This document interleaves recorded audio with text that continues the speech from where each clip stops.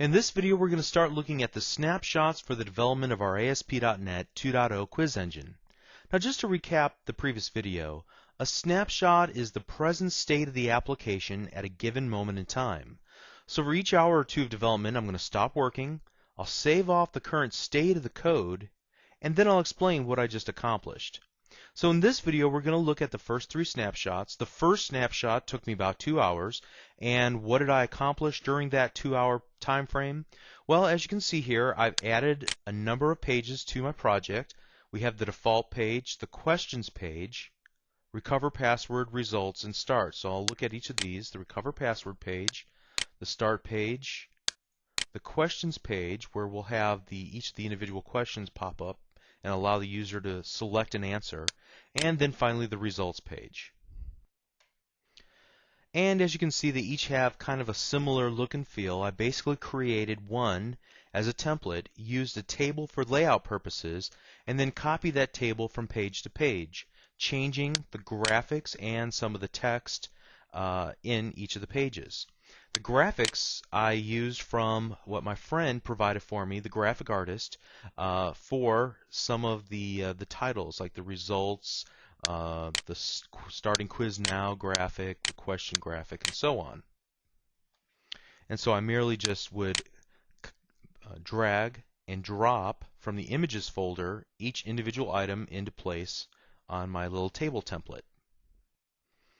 I also went through the exercise of applying the cascading styles sheet that my friend the graphic artist created for me, as we saw in the previous video, and applied that to every control and the text. And we'll see this primarily within the default.aspx page, where the text that I typed in, for example, this little login passage here, as well as all the text and all of the given properties that modify the various aspects of each of the controls, those had to be modified to the cascading style sheet tags that were created for me. And that takes a considerable amount of time to locate all those properties and to change them appropriately.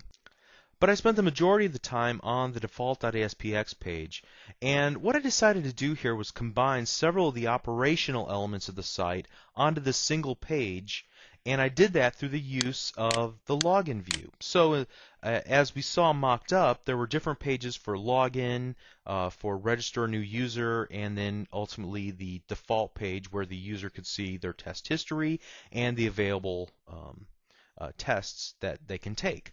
What I did was combine those all together into a single login view. So what you're looking at right now is the view of the page as a user comes in and is not authenticated. They have not logged in yet.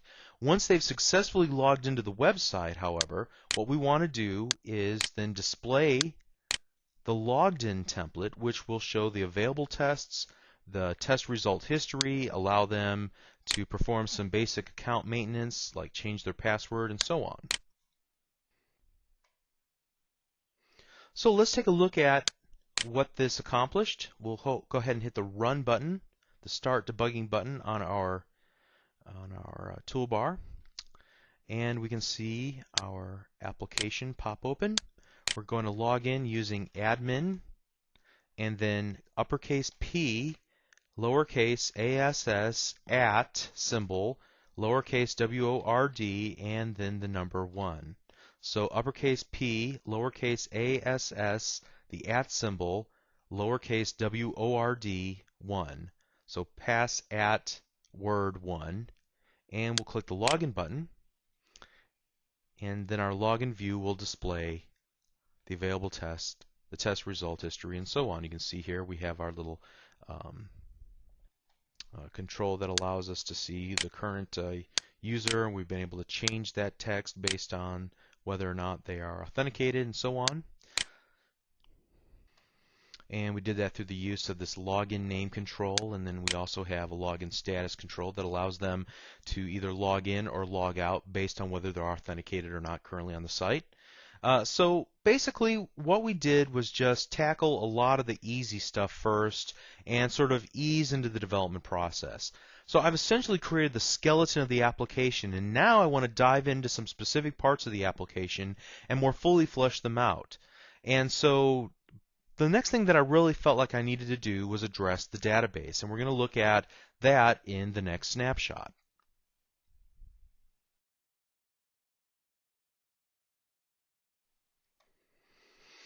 So we're currently taking a look at snapshot number 2, and the only thing that I really did within the last half hour to 45 minutes of this snapshot was to create our quiz.mdf database. And in that database, I added 3 tables: the quiz table, the question table, and the user quiz. We'll take a look at each of these tables in just a moment, but let's just talk at a high level about the relationship between the quiz.mdf and the ASP.NET DB.mdf. Do you recall what this file was for from our previous discussions?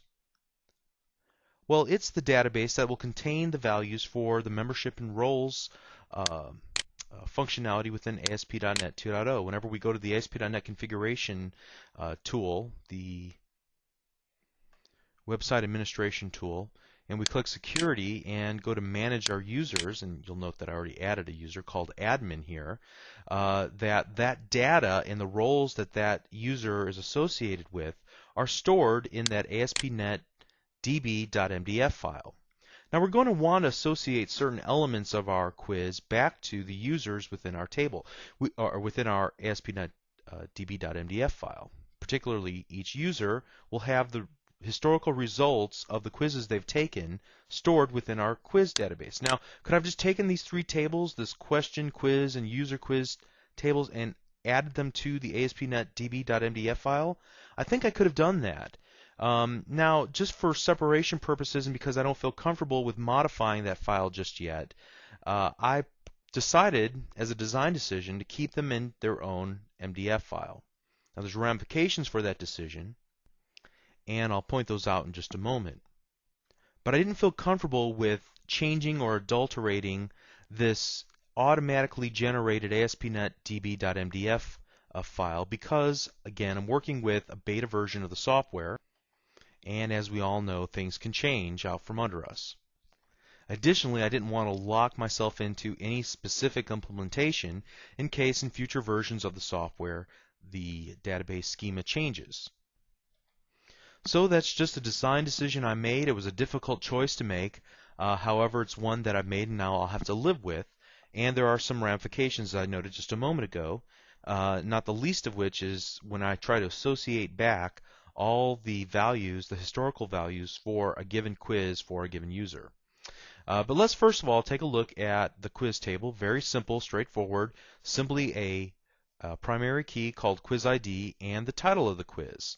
Now we may want to come back to this a little later in a future snapshot and change or add some values here so that we can give some more descriptive text about a given quiz. This will work for now.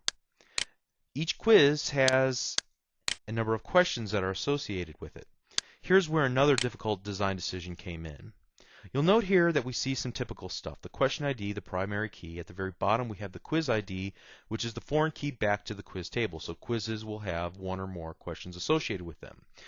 You'll see that there's the title, which will be the actual question, and then there's a series of answers, 1, 2, 3, and 4. And this is where the difficult decision came in. The database designer within me felt that it would be appropriate to put the answers in their own table. The software developer inside of me decided that it would be easier if I just denormalized them back into a much more flat structure for my table and put each of the answers in their own given columns. It would make it very easy when I go to pull those answers out of the database to then display on my question.aspx page. Now, as a result of that design decision, I've basically locked myself into a certain specific implementation. In other words, it can only be multiple choice, and there have to be essentially 4 questions. There can't be 5. There can't be 3, or rather answers. There can only be 4 answers: A, B, C, and D. And so for my purposes in this little application, that works just fine. However, it's less than robust, less than feature-filled when compared with some of the commercial versions of quiz engines that are available on the market today. But it's a decision that I'm going to have to live with for this time. So at any rate, we have the available answers, and there's an old saying that goes something like this: normalize until it hurts. denormalize until it works. So I've decided to take the latter route and denormalize those into a single table. Okay, so we have then the correct answer, which will be either 1, 2, 3, or 4. The answer explanation, which can be any long string that explains why a given answer is correct or incorrect. The ordinal value, the question order, so a given quiz has a number of questions. This will keep track of the order that those questions should appear to the user. And then, as we've already looked at, the quiz ID, the foreign key field back to the quiz table. Now, let's take a look at the user quiz table. This will again store the historical results of a given user taking a given test. So many of these fields are basically for associative purposes. The user quiz ID is our primary key. We have two foreign keys, the quiz ID, which associates back to a given quiz, and then the username, which associates with the ASP.NET db.mdf. And if we were to drill down and take a look at the given tables, there is a table called ASP.NET Users, and within that there is a field called Username. So this will be essentially a non-relational database enforced constraint. So we'll have to enforce this constraint within our own code because SQL Server doesn't necessarily, Express Edition doesn't allow constraints across multiple databases, and if it does, then it's a fairly complex procedure. So we'll merely just do this in code, which comes with its own particular challenges. We won't really pay attention to those at this point. But that's essentially how we're going to associate a historical quiz with how many correct answers there were from that quiz session and the date and the time that the quiz was completed. Okay, so that finishes up the second snapshot. Now we're going to move on to the third snapshot and try to take a first crack at some of this functionality.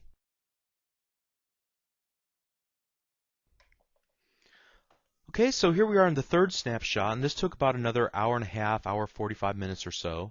And my focus on this snapshot was to get the process of displaying and retrieving the questions and the answers, respectively, from the user. And so much of the work that I did in that test quiz project that we reviewed in the previous video really came into play here. If we recall from that discussion, we had to make a decision about how we were going to store the information from question to question. Now, there's a number of different ways we could have gone about it. Could have stored the values as the user goes from question 1 to question 2 to question 3 for a given quiz. Could have persisted those within a database. Could have persisted them in XML.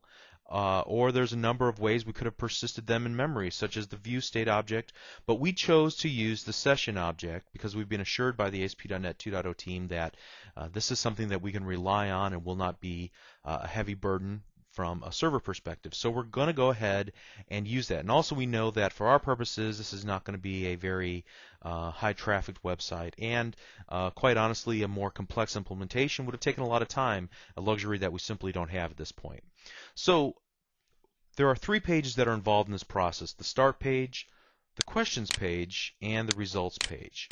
The user will start on the start page, and they'll click the start button to get started. Let's go ahead and take a look at the code behind and see what happens magically on this page.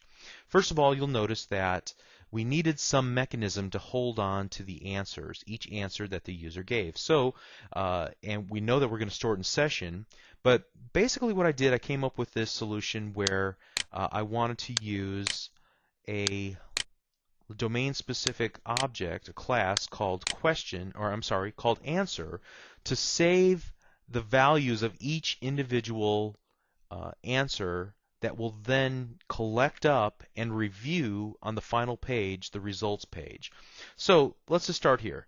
The answer class has a question ID, the correct answer, and then the user's answer, and then a read-only property called result, which will display either correct or incorrect depending on whether the user's answer was equal to the correct answer.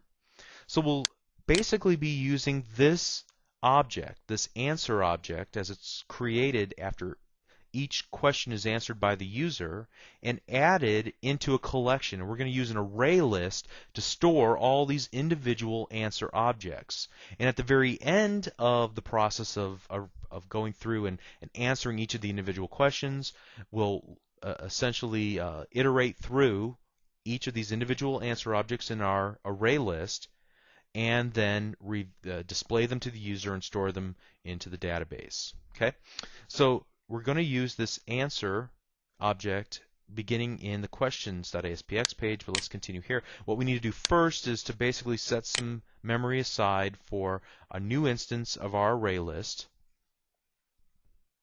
which we're calling answer list. And then we've also created another session variable called the quiz ID. And this will be very important, as I'll demonstrate here on the questions page. Okay, so again, from our discussion in the test quiz project, which was sort of our scratch pad for coming up with some ideas about how we'll display and allow the user to interact with each of the individual questions in our quizzes, that we're going to take a slightly different approach than what might be out there normally, just for brevity's sake. And essentially we're going to use a detail view to display the question and the 4 answers, and these will be displayed from our SQL data source, and we'll look at that data source in just a moment. And then the user will be able to select their answer from this combo box, this drop-down list. If we were to select the little tasks arrow and select edit items, you can see that we hard-coded answer 1, 2, 3, and 4, and the values are respectively 1, 2, 3, and 4. And those will be evaluated against the correct answer at the end of the process. Let's go ahead and cancel that for now. And so let's take a look then at the question.aspx.vb and look at the page load. You see we have question details.databind is all that happens there. So the question comes in, how does it know which set of questions to display? We haven't told it what quiz that the user is currently taking. And also we need to tell it at some point as well what the next question is that should be displayed to the end user. So both of these questions can be really resolved in how we implemented the SQL data source. Let's go ahead and click the Configure Data Source, select the Next button, and we'll click Next again. And here you can see that we've defined a custom select statement. Select question ID, title, answer 1, answer 2, answer 3, answer 4, correct answer, question order from the question table, where the quiz ID equals this parameter at quiz, and then order by question order. So how do we send in this parameter, this quiz ID? Well, this is where the configure data source wizard actually gets really cool, and that is through the use of our session quiz ID. Now you recall in the start.aspx.vb page that we created a new session variable called quiz ID, and we hard-coded it at this point to the value of 1. We'll change that up in the future, but we'll pull from that value here in order to populate this parameter. So that's one of the neat things that doesn't require a lot of code that we write. We're able to wire that up fairly quickly and easily just by referencing a given field of our session object. Now we could have grabbed that value from a cookie, from a control, from a form, from the profile object, from a query string. However, we chose to go the route of the session, and so we had to choose the appropriate field. I'm going to go ahead and click cancel here because I don't want to make any changes to that. So as this page loads, the SQL data source will look for the quiz ID parameter, find it in the session, retrieve all of the questions for this given quiz, and then display the first one in our little details view grid. When the user clicks the next button, let's go ahead and take a look at the code behind for the button 1 click event. Essentially what we need to do is create a new instance of our answer object and add that to our answer list array list. So here what we're doing is creating a new answer object. Remember our answer object that we looked at a little bit ago? Just has four simple properties. Question ID, correct answer, user answer, and then a read-only result answer. Okay, so let's go ahead back here. We're going to create a new instance of this, record the question ID, which we're going to pull from the question order, from the current row of data in our question details.data item. So the current data item in our detail view control. We're going to grab the correct answer as well from that data row view, and then grab whatever the user selected in the answer drop-down list. Then what we're going to do is retrieve our answer list and add our new answer to it, and then save it back into session. So we're going to grab it down, plop in a new answer, and then save it back into memory. Finally, we need to tell the next page what it should be displaying. So again, we want to set the page index for our question detail object, that little grid for that will display the details. So based on the current page index and the number of pages that are in our, or rather retrieved by our data source, then we'll either increment the page index, or we'll just do a response redirect to the results.aspx page. Okay, so now let's go take a look at the results.aspx page. It's fairly straightforward. The first thing that we see here is we've got a grid that will display each of the individual question numbers, what the correct answer was, what the user's answer was, and then whether it was correct or incorrect. When the user selects an individual row to review that answer, it will display the question number, the question, the four possible answers, the correct answer, and then the explanation, all pulled from the database. Now this data will be pulled directly from our answer list, that array list that we've been holding on to in our session object.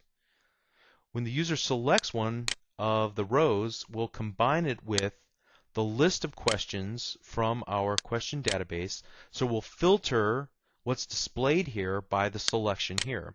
Now how do we accomplish that? Well, let's take a look first of all what we did and select edit columns. You can see that we just created four bound fields: question, correct answer, your answer, and result, making sure that the data field is set correctly to whatever we called it in our answer object. So these are all properties of our answer object, user answer. So these will be bound to automatically by ASP.NET 2.0. Pretty cool. Let's cancel that. So where does this select column come from? Well, we're going to have to look at the properties. So let's hit F4. Let's close this first. Let's hit F4 on our keyboard. That'll bring up our properties window. And if you take a look at this auto-generate select button, set equal to true, that's what adds this select column here. But we have to do one other thing, and that is to change the, let's see if we can find it. Oh, here we go. Data key names field. It has to be set to essentially what is the equivalent of the primary key. In this case, it's going to be the question ID, the unique identifier that separates one question from the next question. So in that case, within our answer object, that's the question ID field. So that when we select one, it'll have a unique result that'll be displayed below. Okay, so now let's take a look at this SQL data source. There's really nothing special that goes on here at all. We're just retrieving all of the columns except for the quiz ID, which I think is a mistake we'll have to come back and fix, from the question table. Cancel that. And we'll note here that our details view is then bound to this data source. But we don't want to display just any row from our data source. We only want to display the row that was selected here in the select button column on our data grid. How is that accomplished? Let's take a look at the results view and look at the result grid underscore selected index changed event. You'll see that we apply a filter expression to the SQL data source where we set that key field, that question ID, equal to whatever the selected value was of that grid. So again, we're pulling whether it was 1, 2, 3, or 4, and we're going to send that to this filter expression, which will only display the corresponding question with all of its answers, correct answer, explanation, all that information here in this grid. So let's take a look and see how this works. Okay, so here we go. We're going to run our application.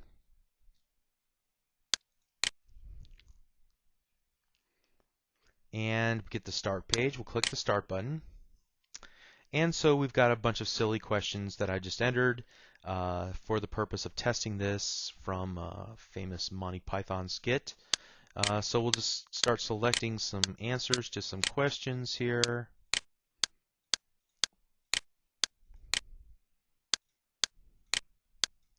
Click the finish button, and we can see now how many answers are correct and incorrect, what the correct answer was versus what our answer was. And then by selecting one of the items here, we can review it here in the bottom, along with what the correct answer was and the explanation for that given item. Okay, so everything is coming along very nicely. We've made a lot of progress here in just a couple of hours. There's some refinements that need to be addressed, and so we'll do that in the next video or two as we continue on looking at further snapshots. What do we have left to do? Actually, we've got quite a bit to do. First of all, we haven't really recorded any of the results into the database, and we're going to need to do that here on that results.aspx page.